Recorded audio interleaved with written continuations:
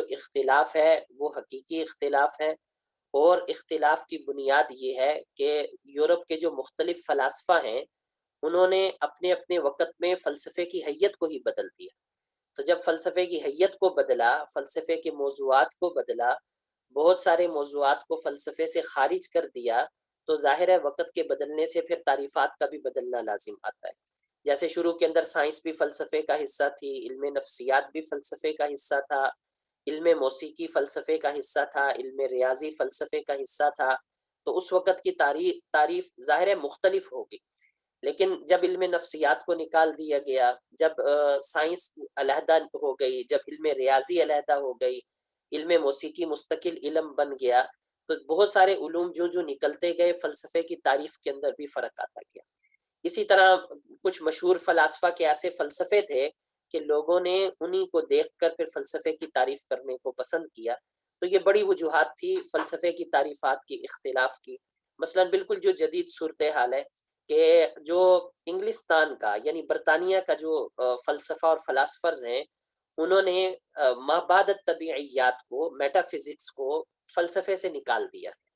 جو پازیٹیو ازم کے قائل ہیں، وہ حضرات اس بات کو نہیں مانتے کہ میٹا فزکس بھی ہمیں کوئی ایز اے نالج لینا چاہیے، ایز اے یعنی علم کے طور پر ہمیں لینا چاہیے۔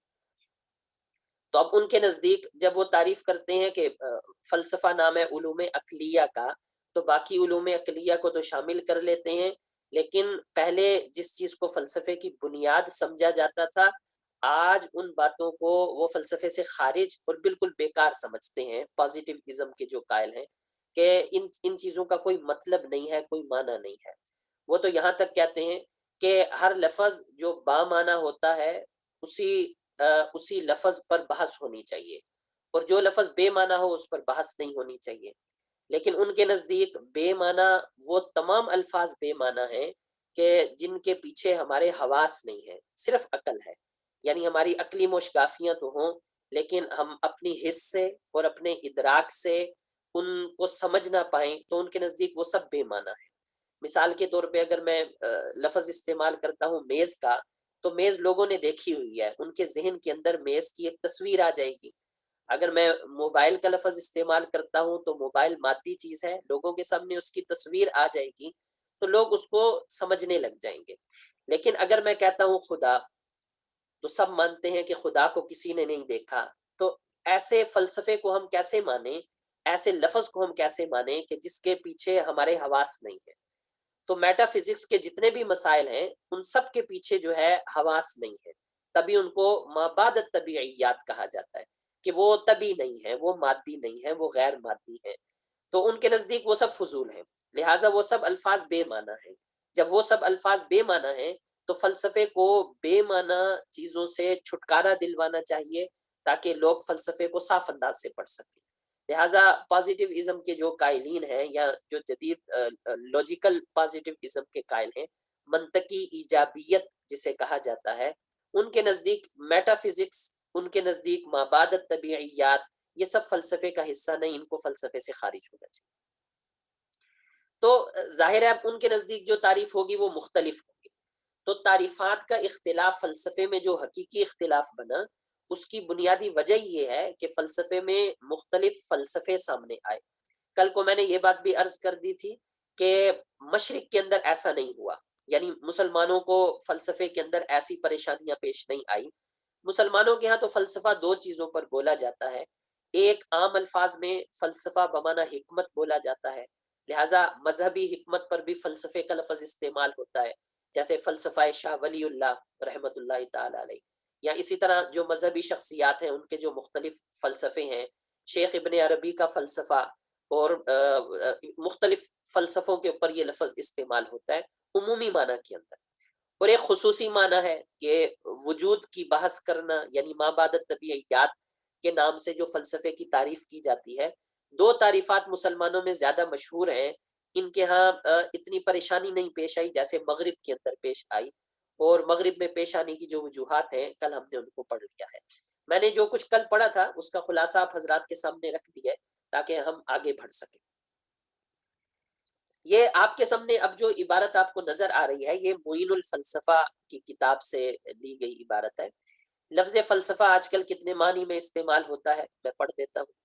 کسی شیخ یا جماعت کے نظریات کے بیان کے لیے، جس کے لیے لفظ ازم بھی استعمال ہوتا ہے، جیسے ڈارون ازم کا جو نظریہ ہے بنیادی طور پر سائنسی نظریہ ہے، لیکن آج کل اس کو بھی ہم فلسفے میں شامل رکھتے ہیں، اور اس کو فلسفے میں شامل رکھنے کی ایک وجہ یہ ہے کہ ہمارے زمانے کا فلسفہ سائنس کو مانتا ہے۔ تو جب ہمارے زمانے کا فلسفہ سائنس کو مان رہا ہے اور سائنس کو دیکھ کر اپنے نظریات بھی پیش کر رہا ہے، تو کوئی وجہ نہیں کہ ہم سائنسی اعلیٰ درجے کے جو نظریات ہیں، چاہے وہ درست ہیں یا ٹھیک ہیں، یعنی ٹھیک ہیں یا غلط ہیں، لیکن جو اعلیٰ درجے کے نظریات ہیں، ان نظریات کے لیے لفظ فلسفہ کا استعمال جو ہے آج کل کرنا، اس میں کوئی حرج نہیں۔ نمبر دو، کسی چیز کی حقیقت جاننے کے لیے لوگ پوچھتے ہیں ایک دوسرے سے کہ اس کا فلسفہ کیا ہے، مقصد یہ ہوتا ہے کہ اس کی حقیقت کیا ہے۔ نمبر تین، کسی بھی فن کو منظم شکل اور عقلی انداز میں پیش کرنے میں۔ نمبر چار، منطق، اخلاق، جمالیات اور ماورائے طبیعیت علوم کو بھی فلسفہ کہا جاتا ہے۔ یہ جو نمبر چار ہے، یہ نمبر چار کی تعریف جدید فلسفے پر یا مغربی فلسفے کے اوپر فٹ بیٹھتی ہے، کیونکہ ہم آگے جب مغربی فلسفے کی اقسام پڑھیں گے تو ان کے اندر یہی اقسام بنیادی بنیں گی، یعنی منطق آئے گی، اخلاقیات، جمالیات، ماورائے طبیعیت یعنی مابعد طبیعیات، یہ مغربی فلسفے کے اندر یہ بنیادی اقسام شمار ہوتی ہیں۔ اور نمبر پانچ، منقولات کی وجوہ عقلیہ بیان کرنے کو بھی فلسفہ کہا جاتا ہے، کہ قرآن نے یا حدیث نے یا دینی باتوں نے جو بھی ارشادات وہاں موجود ہیں، تو ان کے پیچھے عقلی وجوہات کیا ہیں۔ نماز پڑھنے کے جو حکم ہے اس کے پیچھے کوئی فلسفہ ہے، نمازوں کو ادا کرنے کا جو انداز ہے اس کے پیچھے کوئی فلسفہ ہے، مسلمانوں کو جو اخلاقیات دیے گئے ہیں اس کے پیچھے کوئی فلسفہ ہے، مسلمانوں کو جو نظام دیا گیا ہے کیا اس نظام کے بھی پیچھے کوئی فلسفہ ہے۔ تو عقلیات، منقولات میں عقلیات کو بیان کرنا، منقولات کی عقلی توجیحات بیان کرنا، اس کو بھی فلسفہ کہا جاتا ہے۔ مثلا شاہ ولی اللہ رحمۃ اللہ تعالی علیہ کی حجت اللہ البالغہ کے اندر جن حصوں میں منقولات کی عقلی توجیحات کو پیش کیا گیا ہے، یا شاہ صاحب کا جو عمومی فلسفہ تھا، تو حقیقت کے اندر ایک مذہبی شخصیت ہونے کے ناطے ان کا فلسفہ جیسا بھی تھا، بنیاد یہی تھی کہ وہ منقولات کو ساتھ پیش کریں، یعنی وہ منقولات کو بھی اس کے ساتھ ساتھ معقولات کو منقولات پر فٹ کر کے بتائیں، یہ ان کا بنیادی نظریہ تھا۔ لہٰذا ان کے جتنے بھی افکار ہیں، یا ابن عربی کے جتنے بھی افکار ہیں، یا علامہ ابن تیمیہ کے کوئی نئے افکار ہیں، تو وہ سب کے سب اس کے اندر شامل رہیں گے، اور ہم ان کو اس پانچویں جو کیٹیگری ہے یعنی فلسفے کے لفظ کی استعمال کی، اس کے اندر ہم ان کو شامل رکھیں گے۔ اس کے بعد ہمارے پاس آ جاتا ہے فلسفے کا موضوع اور غرض۔ فلسفے کا موضوع کیا ہے؟ ماشاءاللہ اکثر کیونکہ احباب جو ہیں وہ مدارس والے ہیں، تو موضوع کی تعریف کرنے کی ضرورت نہیں ہے، غرض کی تعریف کی ضرورت نہیں ہے۔ فلسفے کا موضوع مقاصد اولیہ ہے، کل اس پر بحث ہوئی تھی۔ بالفاظ دیگر فلسفے کا موضوع کائناتی اور انتہائی عمومی سطح کے سوالات ہیں۔ اگر میں ارسطو کی زبان میں کہوں گا تو میں کہوں گا علت غائی کی تلاش، کائنات میں علت غائی کی تلاش، یہ فلسفے کا موضوع ہے۔ کائنات میں علت مادی کی تلاش، یہ سائنس کا موضوع ہے۔ سائنس بھی کائنات کو تلاش کرتی ہے، سائنس بھی حقائق کو جاننے کی کوشش کرتی ہے، لیکن سائنس اغراض کے اعتبار سے کوشش نہیں کرتی، یعنی سائنس کو اس سے یہ کوئی فرق نہیں پڑتا کہ ان کے مقاصد کیا ہیں، ان چیزوں کا نسب العین کیا ہے، آخر کار ان چیزوں کے مقاصد کیا ہیں، سائنس کو اس سے کوئی فرق نہیں پڑتا۔ سائنس صرف یہ دیکھتی ہے کہ یہ چیزیں کام کیسے کرتی ہیں، کیا وجہ ہے کہ آگ جلاتی ہے، کیا وجہ ہے کہ پانی جو ہے وہ نیچے کی طرف گرتا ہے، کیا وجہ ہے کہ ہوا اوپر کی طرف اٹھتی ہے۔ تو جو بنیادی باتیں ہیں سائنس ان کے بارے میں بحث کرتی ہے۔ اظہر حسین صاحب آپ سوال کرنا چاہ رہے ہیں، میں عرض کر دوں، آپ سوال کو اپنے لیے نوٹ کر لیں، میں ضرور ہم ان سوالات کو لیں گے، لیکن کوشش یہ ہے کہ سوالات کو ہم آخر میں لے لیں، تاکہ اگر کوئی سوال لمبا ہو تو وہ اگر بحث کی صورت بھی بن جائے تو ہمارا جو بنیادی درس ہے وہ رہنا چاہیے۔ تو انشاءاللہ سوال و جواب ہم ضرور لیں گے، لیکن میں چاہتا ہوں کہ ہم اس کو آخر کے اندر لے جائیں۔ فلسفے کی اغراض، فلسفے کی پہلی غرض ہے قوت نظری کی تکمیل، عام طور پر یہی غرض بیان کی جاتی ہے۔ قوت نظری سے مراد عقلیات ہے، تو فلسفے کی غرض ہے عقلیات کی تکمیل کرنا، یہ فلسفے کی بنیادی غرض ہے کہ ہم عقلیات کی تکمیل کریں۔ لیکن یہ عام بیان کی جاتی ہے۔ مارکس جس کا فلسفہ مارکسزم اور جس کی وجہ سے سوشلزم کا نظام لوگوں کے سامنے آیا، جو سب لوگوں کے درمیان مساوات کا قائل تھا، جو اس بات کا قائل تھا کہ کسی کی ذاتی پراپرٹی نہیں ہونی چاہیے، کسی کی ذاتی ملکیت نہیں ہونی چاہیے، جیسے اس کے خیال میں کہ جیسے ابتدائی زمانہ کے اندر، تاریخ کی ابتدا میں انسان کسی چیز کا مالک نہیں ہوتا تھا، مارکس کا یہ خیال تھا، جیسے ابتدائی تاریخ کے اندر کوئی کسی چیز کا مالک نہیں ہوتا تھا، تو دوبارہ ایسا ہی ہونا چاہیے کہ کوئی کسی چیز کا مالک نہ ہو، جسے کمیونزم کہتے ہیں۔ لیکن جب کمیونزم کے درجے تک یہ لوگ نہیں آ سکے، تو ایک قدم پیچھے ہٹ کر سوشلزم کے درجے پر آ گئے کہ چلو عام لوگوں کی ملکیت میں کچھ نہ ہو، صرف حکومت کی ملکیت کے اندر ساری چیزیں ہوں۔ تو مارکس نے اس کا فلسفہ ہے جس کو جدلیاتی مادیت بھی کہا جاتا ہے، جدلیاتی مادیت، ہم اس کے بارے میں انشاءاللہ آگے تفصیل سے پڑھیں گے۔ مارکس نے فلسفے کی غرض یہ بیان کی، فلسفے کی غرض تصورات کی تفہیم اور انقلاب برپا کرنا ہے، یعنی دو چیزیں ہیں۔ تصورات کی تفہیم کہ مابعد طبیعیات کے جتنے بھی مسائل ہیں یا حکمیات کے جتنے بھی مسائل ہیں، ان مسائل کو لوگ سمجھنے کے قابل ہو جائیں، اس وجہ سے علم فلسفہ یہ ایک علم ہے۔ اور دوسرا مقصد یہ ہے کہ انقلاب برپا ہو، اور یہ اس نے بڑی ایک اچھی بات کہی ہے، بلکہ ایک حقیقی بات کہی ہے کہ فلسفے کی وجہ سے انقلاب آتا ہے۔ آپ دنیا کے اندر جتنے بھی ممالک کے اندر انقلاب دیکھیں گے تو ان کے پیچھے کوئی نہ کوئی مضبوط فلسفہ ضرور موجود ہے۔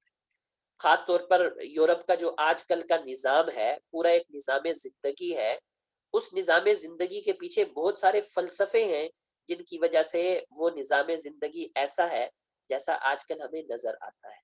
مثال کے طور پر جمہوریت کا ایک نظام ہے، ہیومن ازم ایک بہت بڑا ان کے ہاں نظام ہے، کیپٹل ازم ان کے ہاں ایک پورا نظام ہے۔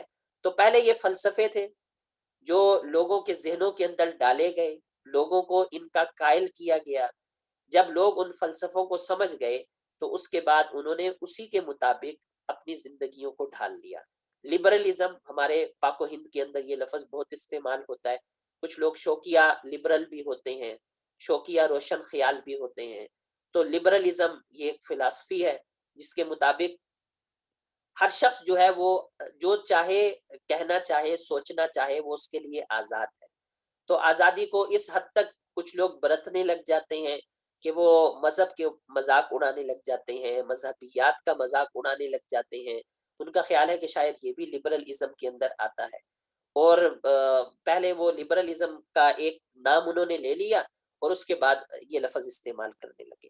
ایسے بھی لوگوں کو دیکھا گیا کہ جو سمجھتے ہیں کہ شاید اسلام مکمل لبرلزم کا قائل ہے، حالانکہ لبرلزم کی جو تعریف ہے، جو ڈیفینیشن ہے اس کی، اگر آپ مکمل اس پر چلے جائیں تو آپ اسلام کے ساتھ جوڑ نہیں سکیں گے، کیونکہ اسلام خود اپنا ایک فلسفہ رکھتا ہے۔ اسلام اتنا کامل اپنا فلسفہ رکھتا ہے کہ اسے باہر سے آنے والے کسی فلسفی کی ضرورت نہیں ہے، اس کا اپنا فلسفہ مکمل ہے۔ لیکن بہرحال سمجھنے والے عوام لوگ سمجھتے ہیں۔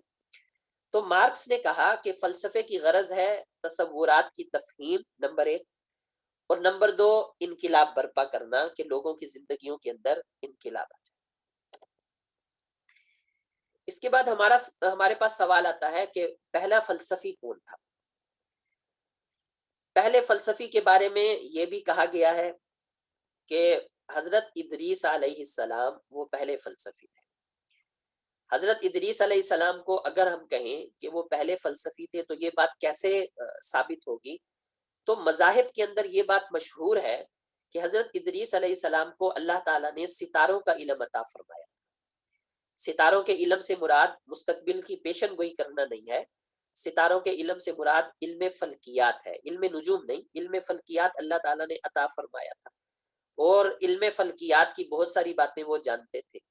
تو اگر مذاہب کی یہ بات درست ہے، کم سے کم تاریخ میں تو یہ بات موجود ہے، تو اگر اہل مذاہب کی یہ بات ٹھیک ہے تو بے شک حضرت ادریس علیہ السلام ہی پہلے فلسفی بنتے ہیں، کیونکہ جب فلسفے کی ابتدا ہوئی تھی تو سائنس وغیرہ فلسفے کا حصہ تھی، اور علم فلکیات بھی سائنس کا ایک حصہ ہے، تو اس زمانے کے اعتبار سے گویا یہ بھی فلسفے کا ایک حصہ۔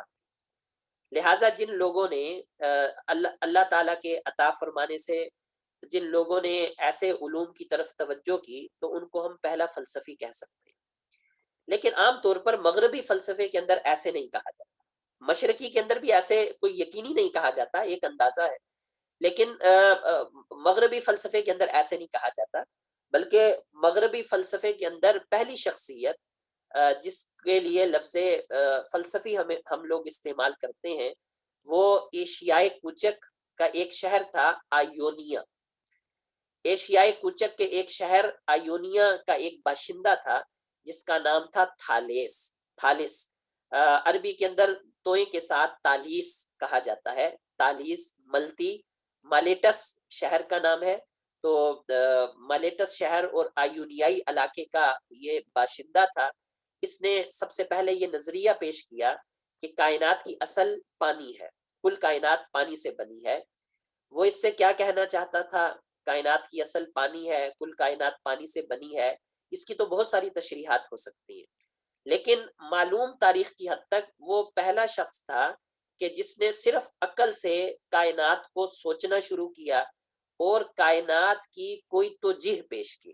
اس نے یہ کہا کہ کل کائنات کے پیچھے کوئی ایک حقیقت کار فرما ہے اور وہ ایک حقیقت پانی ہے جس سے یہ کل کائنات مل کر بنی۔ تو پہلا فلسفی تھالیس پہلا فلسفی ہے، یہ آپ حضرات کے سامنے عبارت آ گئی ہے۔ معلوم تاریخ کا پہلا فلسفی ایشیائے کوچک کا ایک شخص تالیس ملتی تھا۔ تالیس جو یونانی لفظ تھالس ہے اسی کا ہی پھر معرب کر لیا گیا، اور ملتی مالیٹس علاقے کا رہنے والا تھا تو اس کو ہی پھر عربی کے اندر ملتی کہا جاتا ہے۔ تالیس ملتی تھا جس نے کائنات کے بارے میں سوچنا شروع کیا اور یہ کہا کہ کائنات کی اصل پانی ہے۔ یہاں ایک بات یاد رکھنی چاہیے کہ یہ لوگ یونان سے جب ہم ابتدا کر دیتے ہیں کسی پہلے فلسفی کی کہ اس نے سوچنا شروع کیا، تو مراد یہ ہوتی ہے کہ مذہب کو چھوڑ کر، مذہب کی رہنمائی کے بغیر جس انسان نے سوچنا شروع کیا، کیونکہ اگر مذہب کی رہنمائی تھوڑی سی بھی شامل حال ہو جاتی ہے، یعنی اللہ کی طرف سے وحی آ جاتی ہے، تو اس کے بعد پھر اس کو نقلیات میں شمار کر لیا جاتا ہے، عقلیات میں شمار نہیں کیا جاتا۔ تو عقلیات سے یورپی فلسفے کے اندر عقلیات سے بس اتنی مراد ہوتی ہے کہ جس شخص نے صرف اپنی عقل سے سوچ کر کسی بات کی ابتدا کی یا اپنی عقل سے کوئی فلسفہ پیش کیا۔ اس کے بعد اگلا لفظ ہمارے پاس آتا ہے، لفظ فلسفی کا سب سے پہلے استعمال کس نے سب سے پہلے استعمال کیا؟ لفظ فلسفی، تو یہاں پر بھی دو باتیں ہیں۔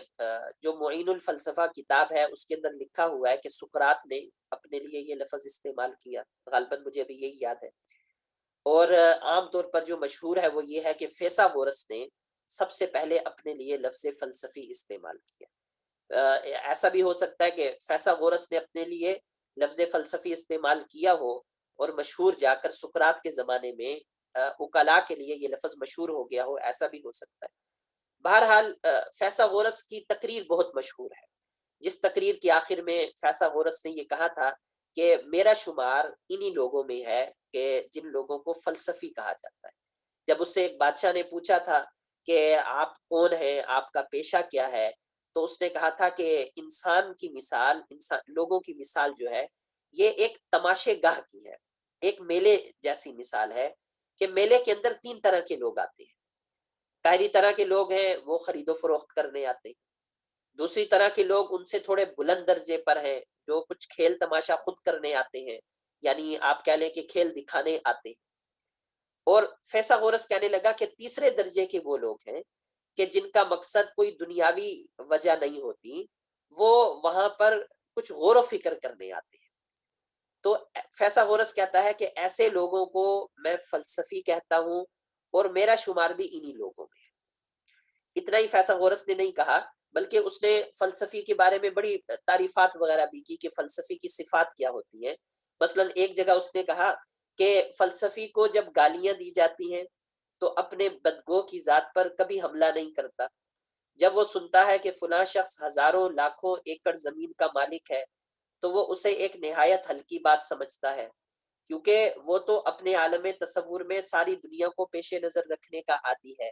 تو اس نے فلسفی کو ایسا پیش کیا کہ جو دنیا سے ماورا ہو کر صرف حقائق کے پیچھے پڑتا ہے اور حقیقت کو جاننے کی کوشش کرتا ہے۔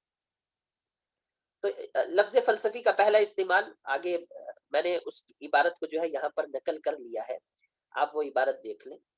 معلوم تاریخ میں اس لفظ کا استعمال، ہم یہ قید جو لگاتے ہیں معلوم تاریخ، کیونکہ ہو سکتا ہے اس سے پہلے بھی کسی نے استعمال کیا ہو۔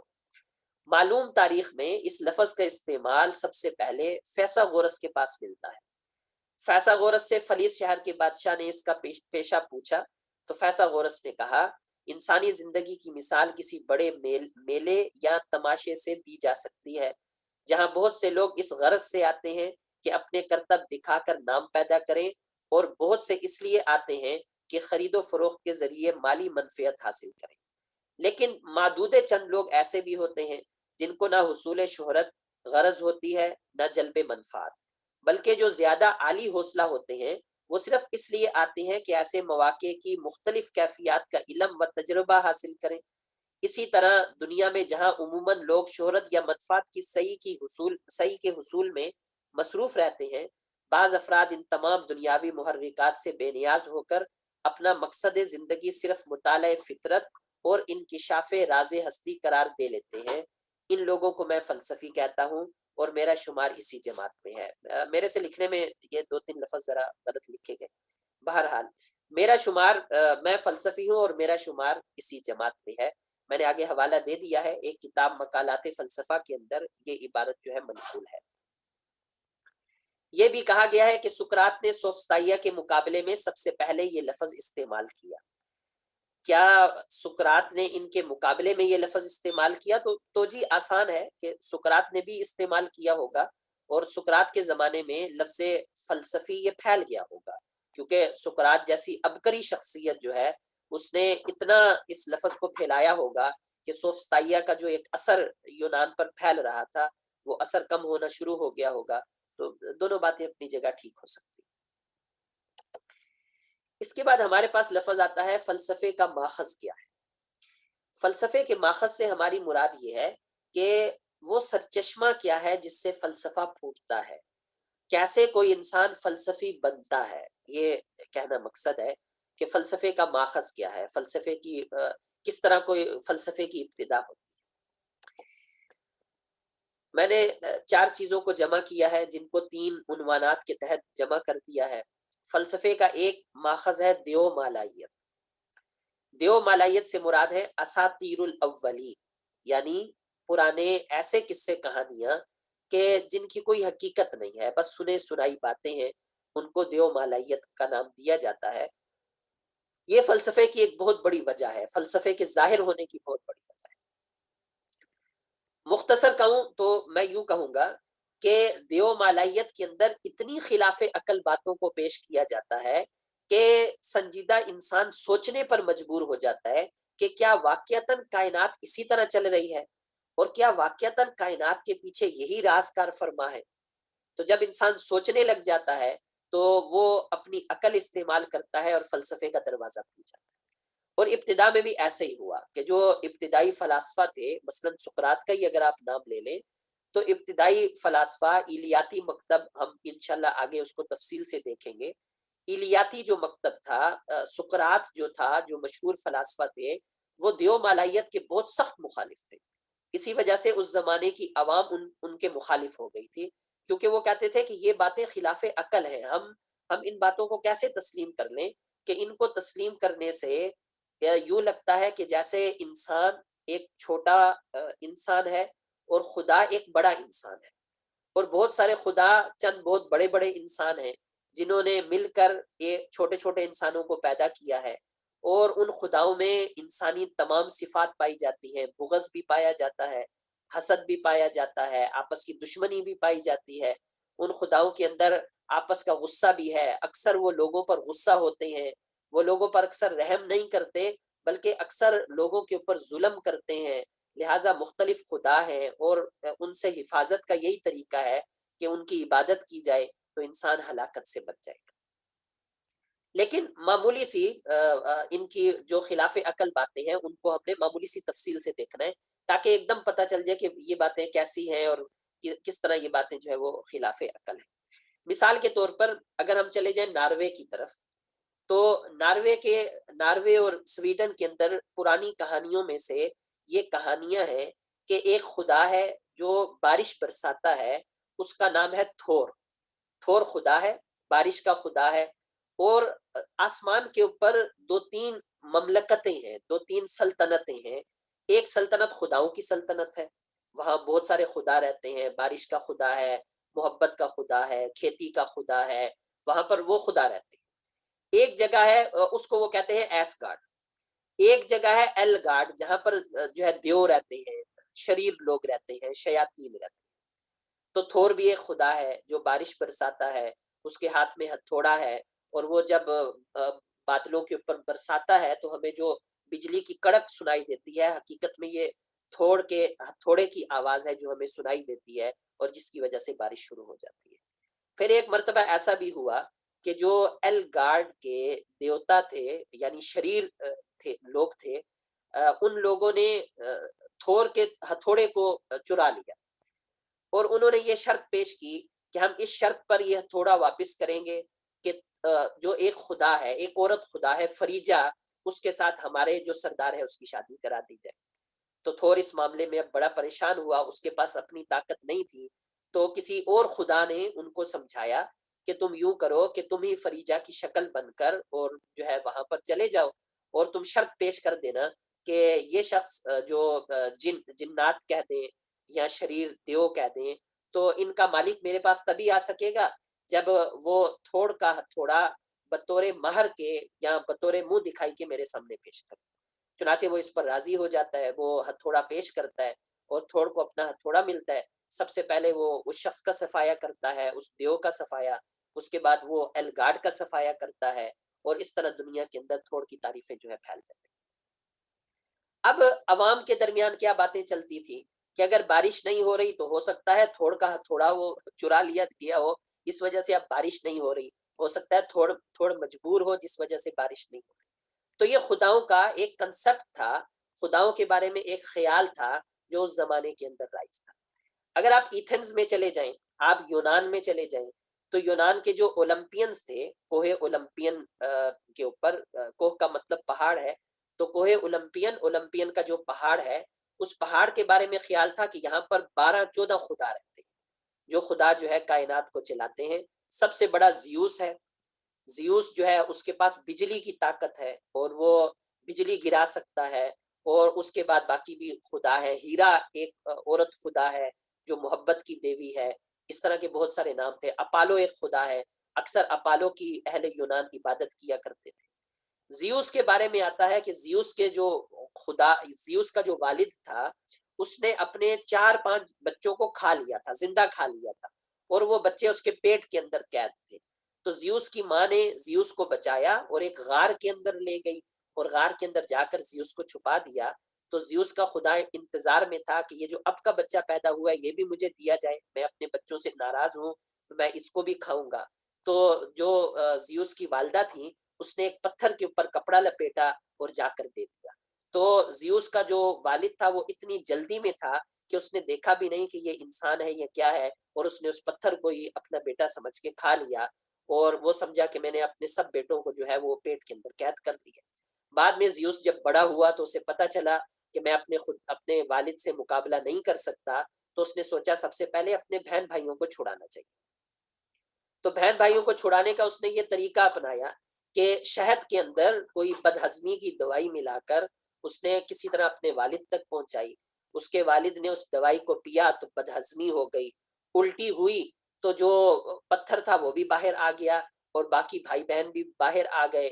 زیوس اپنے بھائی بہنوں کو لے کر بھاگ گیا، اور بعد میں پھر اس نے اپنے والد کے ساتھ مقابلہ کیا، اپنے والد کو ہرایا، اور اس کے بعد وہ سب سے بڑا دیوتا بن گیا۔ اب یہ کہانیاں ایتھنز کے اندر رائج تھیں، اولمپئن خدا بہت غصے بھی ہوتے تھے، بہت ناراض بھی ہوتے تھے، جہنم کا بھی ایک خدا تھا جو دنیا پر بربادی لے کر آتا تھا، آپس کے اندر ان کی بڑی چپکلس تھی، آپس کے اندر ان کی بڑی لڑائیاں تھیں، جس وجہ سے وہ آپس میں بھی لڑتے رہتے تھے۔ تو اس طرح کی باتیں جو سننے والا کوئی بھی سنجیدہ انسان سمجھ جاتا ہے کہ یہ باتیں حقیقت نہیں ہو سکتی۔ آپ ہندوستان کی طرف آ جائیں، ہندوستان کے اندر پرانی کہانیاں، 3 خدا تھے، 3 دیوتا تھے جنہوں نے دنیا کو بنایا، بڑے خدا نے آگے 3 خدا پیدا کر دیے، برہما دنیا کے خالق کی حیثیت سے دیکھا گیا، بشن دنیا کے رب کی حیثیت سے دیکھا گیا، شیو یہ دنیا کی جو ہے نا موت کی حیثیت سے دیکھا گیا، اور یہ 3 جو ہے یہ دنیا کو چلاتے رہے۔ چلو 3 چلاتے تھے یا 3 سے زیادہ چلاتے تھے، لیکن آگے پھر ان کی کہانیاں جو بڑی حیران کن ہے، مثلا یہ کہ تینوں ایک عورت پر عاشق ہو گئے، اس عورت کے گھر گئے، جا کے دروازہ کھٹکھٹایا، اور بچے فقیر بن کے گئے اور جا کے دروازہ کھٹکھٹایا اور اس عورت کو کہا کہ ہمیں کچھ کھانے کو دے۔ اب 3 خدا ہیں، عورت کو کہہ رہے ہیں ہمیں کچھ کھانے کو دے۔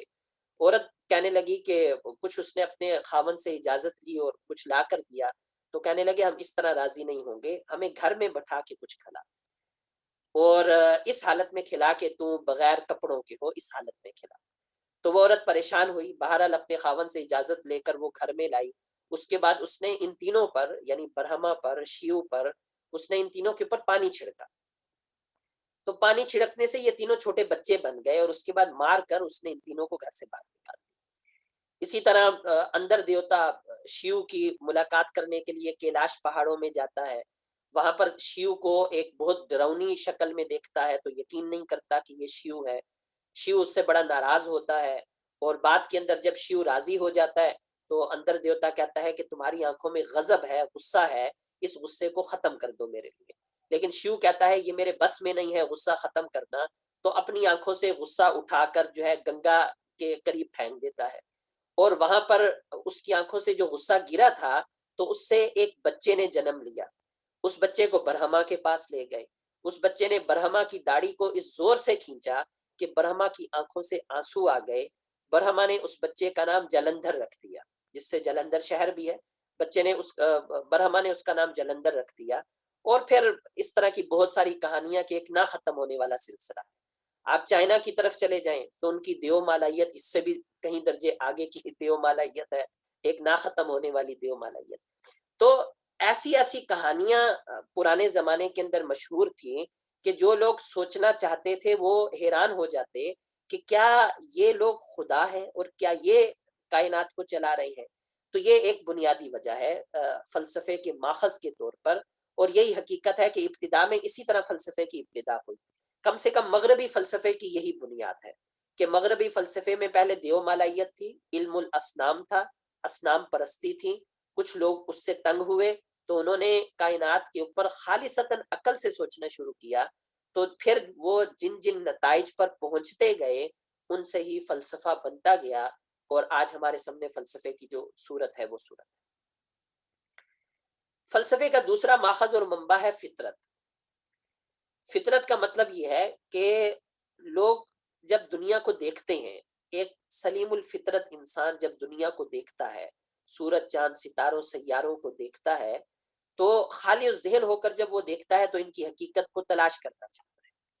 بچے بھی بہت سارے ایسے سوال کرتے ہیں کہ والدین ان کو ضروری جواب دے کر خاموش کرا دیتے ہیں، ورنہ حقیقت میں ان کے سوال بھی بالکل ایسے ہی ہوتے ہیں کہ یہ چیز ایسے کیوں ہے، اور یہ چیز کیا ہے، اس چیز کا مقصد کیا ہے۔ تو فطرت ایک بنیاد ہے فلسفے کی۔ نمبر 3، شک اور حیرت۔ شک اور حیرت کو ہم نے ایک ہی عنوان کے تحت لے لیا ہے۔ چیزوں میں شک کرنا، چیزوں پر تنقیدی نگاہ ڈالنا، یہ فلسفے کا ماخذ ہے، اس سے فلسفہ سامنے آتا ہے۔ اور یہ ایک بڑی دلچسپ بات ہے کہ فلسفے کی ابتدا شک سے ہوتی ہے۔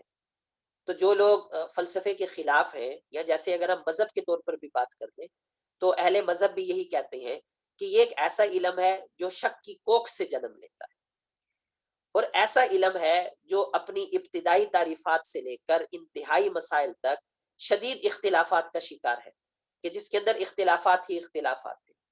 تو ہم ایسی بات پر، ایسے علم پر کیسے یقین کر سکتے ہیں کہ جس علم کو ماننے والے سب عقلاء کا آپس کے اندر اتفاق نہیں ہے، آپس کے اندر ہی شدید اختلاف ہے؟ بلکہ اگر یوں کہا جائے تو کوئی حرج بھی نہیں ہوگا، اگرچہ یہ قول مکمل یہاں پر فٹ نہیں آتا، لیکن کافی حد تک فٹ آ جاتا ہے کہ اس پر سب کا اتفاق ہے، سب فلاسفہ کا، کہ فلسفے میں اختلاف ہے، اور اس میں سب کا اختلاف ہے کہ فلسفے میں اتفاق ہے، کیونکہ فلسفے میں تو اتفاق ہے نہیں۔ ہر انسان، ہر فلسفی کا ایک اپنا فلسفہ ہے، تبھی تو وہ فلسفی کہلائے گا۔ اگر اس کا اپنا فلسفہ نہیں ہوگا تو کبھی بھی وہ فلسفی نہیں کہلائے گا۔ وہ فلسفے کا استاذ ہو سکتا ہے، وہ تاریخ فلسفہ کا ماہر ہو سکتا ہے، لیکن وہ فلسفی نہیں ہو سکتا۔ تو یہ شک جو ہے، یہ فلسفے کی ایک بنیاد ہے۔ حیرت کو بھی فلسفے کی بنیاد کہا گیا ہے کہ حیرت بھی فلسفے کی بنیاد ہے۔ انسان چیزوں کو دیکھتا ہے تو حیران ہوتا ہے، جب حیران ہوتا ہے تو ان کی حقیقت کو تلاش کرنا چاہتا ہے، اور حقیقت کو تلاش کرنے پر جب لگ جاتا ہے تو یہی آگے جا کر فلسفے کی صورت اختیار کر لیتا ہے۔ ہم نے 3 عنوانات دیے ہیں، آپ 3 عنوانات کو بھی ساتھ دیکھ لیں۔ فطرت میں غور و فکر کرنا سوالات کو جنم دیتا ہے جو فلسفے کی بنیاد ہے۔ نمبر 2، دیو مالائی کہانیوں نے انسان کو سوچنے پر مجبور کر دیا، جس سے فلسفے کی ابتدا ہوئی۔ نمبر 3، افلاطون اور ارسطو نے فلسفے کا مبدا حیرت کو قرار دیا ہے، اور بعضوں نے شک کو بھی قرار دیا ہے۔ تو دونوں عنوانات کو ہم نے اکٹھا کر دیا کہ فلسفے کا جو مبدا اور ماخذ ہے وہ شک ہے اور حیرت ہے۔ تو بعض لوگوں کے لیے دیو مالائیت ہے، کچھ کے لیے فطرت ہے، کچھ کے لیے شک ہے، اور کچھ کے لیے حیرت ہے۔ تو اس طرح مل کر یہ فلسفے کا مبدا اور بنیاد بن جائے۔ آگے بڑھنے سے پہلے دوبارہ میں عرض کر دوں، زوم جو ہے ہمیں صرف 40 منٹ دیتا ہے۔ میں کلاس کو ایک مرتبہ کاٹ رہا ہوں، آپ حضرات دوبارہ کلاس کو جوائن کر لیں تاکہ ہم اپنی بات کو جو ہے وہ آگے بڑھا سکیں۔